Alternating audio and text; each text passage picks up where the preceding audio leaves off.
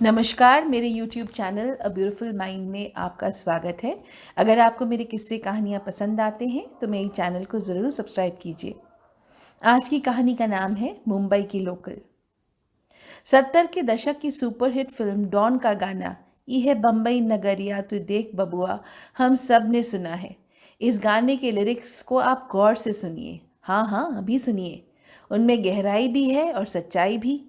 यह माया की नगरिया, सोने चांदी की डगरिया, लोग दूर दूर से आते हैं दाव लगाने, सोया नसीब जगाने। कोई माला माल है, कोई तंगहाल है, यहाँ हर आदमी है सवाली। गीतकार अनजान ने क्या खूब मुंबई की नब्ज पकड़ी है। मुंबई सच में एक बहुरूपी शहर है, सपनों की नगरी जहां अपने सपने लिए देश के हर गांव शहर से लोग बाग आते हैं। देश की आर्थिक राजधानी, हिंदी फिल्मों का गढ़ और सही मायने में एक बड़ा शहर। अपने आकार से, अपने कद से और अपने इतिहास से मुंबई के रूप अनेक हैं, पर उसकी लाइफलाइन, उसकी जीवन धारा एक ही है, और वह है मुंबई की लोकल ट्रेन। मैं 1999 में दिल्ली से मुंबई गई और करीबन 2.5 साल वहां रही। शुरुआत में ये शहर मेरी समझ के परे था। दिल्ली से इतना अलग जो है। मुंबई लंबी है और दिल्ली चौड़ी। दिल्ली शौकीन है और मुंबई सादा। दोनों शहरों में बाहरी दिखावट से किसी के बैंक बैलेंस का पता नहीं चलता। फर्क यह है कि दिल्ली में अगर एक होगा तो चार दिखेगा और मुंबई में चार होगा तो एक दिखेगा।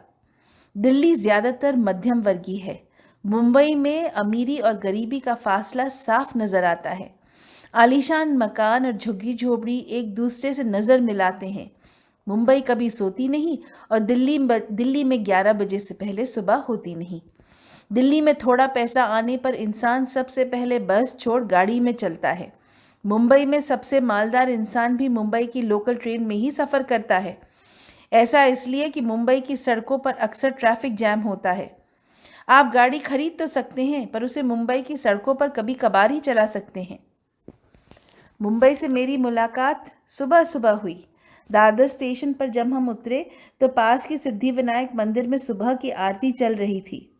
सुबह का वक्त था तो स्टेशन पर गहमा गहमी तो थी, पर भीड़ नहीं। सड़कें भी खाली थीं, सो हमारी टैक्सी 1 घंटे से कम में दादर से वाशी पहुंच गई। वाशी में हमारा घर हिंदुस्तान लीवर की सुंदर कॉलोनी में था, जिसके बगल में एक बहुत बड़ी समुद्री क्रीक थी।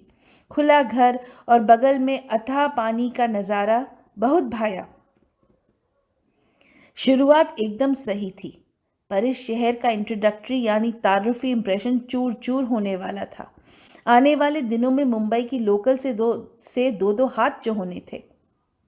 मेरी जॉब अंधेरी वेस्ट में थी और रहते हम वाशी में थे। कुछ दिन कार से जाने की कोशिश करी, पर अनजान रास्ते और ट्रैफिक जैम की भूल भुलैया ने इस इरादे से हवा निकाल दी। दूसरी कोशिश थी एसी बस में जाने की। जब बस में एक तरफ का सफ़र 2.5 घंटे में तय हुआ तो पड़ोसियों ने यह मशवरा दिया कि आप मुंबई की लोकल ट्रेन से चलिए, वही सबसे तेज़ पहुंचने का जरिया है। उस जमाने में वाशी से अंधेरी तक कोई सीधी ट्रेन नहीं जाती थी। आपको 3 ट्रेन्स बदलनी पड़ती। आप वाशी से हार्बर लाइन की ट्रेन पकड़ते, फिर सेंट्रल लाइन की ट्रेन में चढ़ते और फिर एक और बार ट्रेन बदलकर वेस्टर्न लाइन की ट्रेन पकड़ते। इस 1.5 घंटे के ट्रेन के सफ़र में आने वाले कई स्टेशंस के नाम अभी भी मुझे याद हैं। मानखुर्द, गोविंदी, चेंबूर, कुर्ला, चूना भट्टी, वडाला रोड, माहिम, बांद्रा, सांता क्रूज, विले पार्ले और आखिर में अंधेरी वेस्ट। दिल्ली में मेरी एक छोटी मारुति कार थी, जिसे मैं चौड़ी सड़कों पर चलाकर 15 मिनट में ऑफिस पहुंच जाती थी। उसके मुकाबले में इस 1.5 घंटे की ट्रेन के सफ़र ने मुझे हिला कर रख दिया।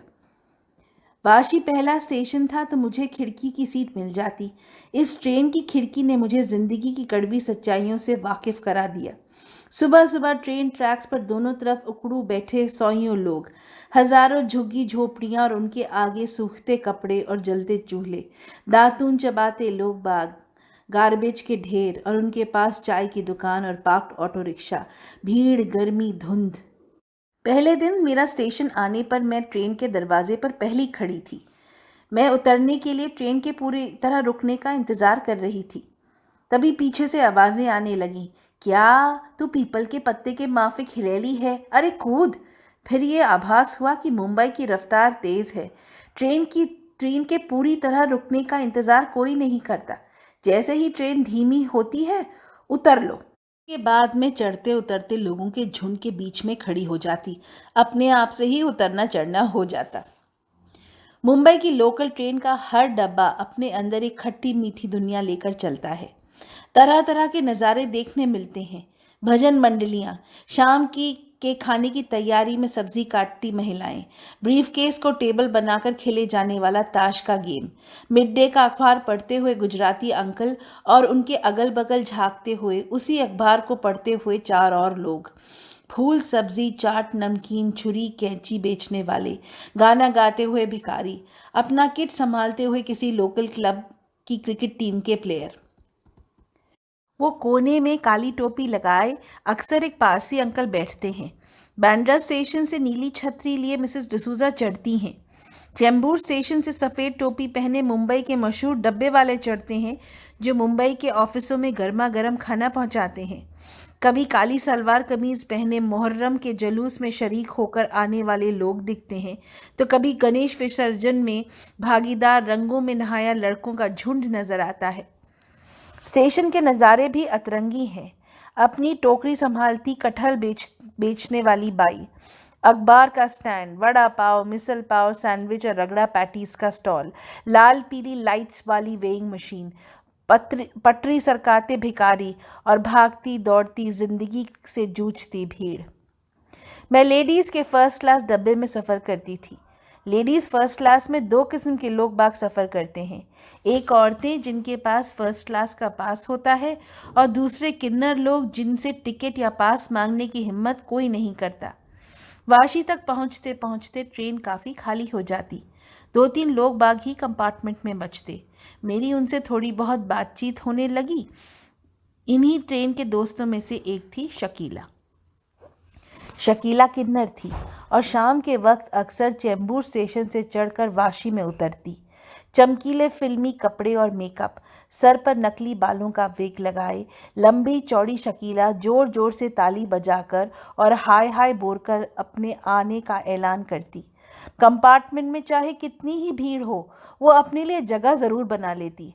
हाय हाय शकीला भी बैठेगी, लिपस्टिक वाली दीदी थोड़ा एडजस्ट करो, वो हंस हंस कर बोलती। कभी भद्दे मजाक करती, कभी ऊंची आवाज़ में लड़ाई। उसी कंपार्टमेंट में कभी कभार एक 10-12 साल का लड़का डफली बजाकर गाना गाकर पैसे मांगता था। एक दिन वो लड़का जब धीमी चलती ट्रेन से उतरने की कोशिश कर रहा था, तो उसका संतुलन बिगड़ गया। शकीला ठीक उसके पीछे खड़ी थी। लड़के को गिरता देख शकीला ने उस लड़के का कस कर हाथ पकड़ लिया और पीछे खींच लिया। लड़का एक बहुत बड़े हादसे से बच गया। एक आध दिन बाद जब कंपार्टमेंट में हम 2-3 लोग ही बचे थे, तो मैंने शकीला से झिझकते हुए कहा, आपने उस लड़के को बचा लिया, नहीं तो पता नहीं क्या होता। शकीला ने जोर से ताली बजाई और कहा, अरे मैं भी तो ऊपर वाले की ही बंदी हूँ, दिल तो मुझ में भी है। शकीला और मेरी दोस्ती हो गई। उसकी जिंदगी की कहानी का भी पता चला। बिहार के किसी छोटे से कस्बे की थी। पैदा तो लड़का हुई थी, पर हाव भाव लड़कियों के थे, सो बचपन में बहुत सताई गई।